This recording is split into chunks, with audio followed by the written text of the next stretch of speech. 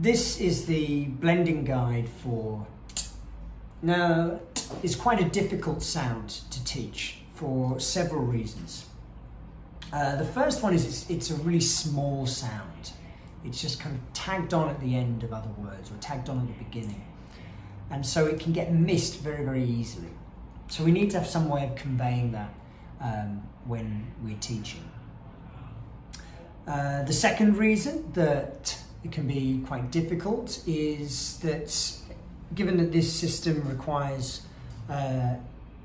indication of the facial expression or the facial features of the sound, as you can see here, t doesn't really have much going on the face. So we need to find some other way of making that sound memorable. The third reason why it is difficult is to do with a tendency that a lot of teachers have to add a vowel to the end of the sound. So, for example, this sound should be t, but it is often represented as ta or t.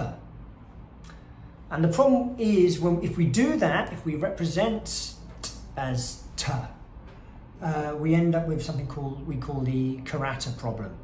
And the karate problem is when a child has been taught that this is t and is k, and when they then learn to blend these, instead of blending at cat, they end up with k, at, karata.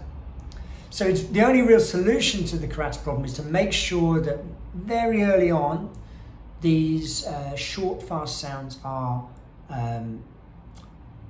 pronounced correctly and taught correctly. So this has to be t.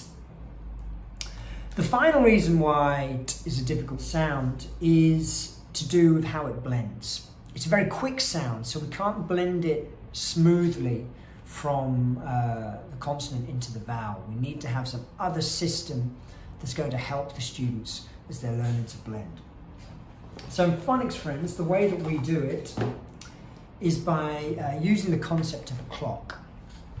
So you can see here, we've got the going around here.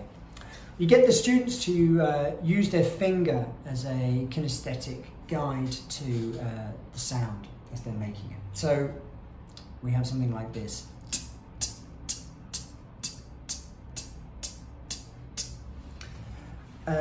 This is useful because, especially for a young kid, they won't be able to do this tick slowly.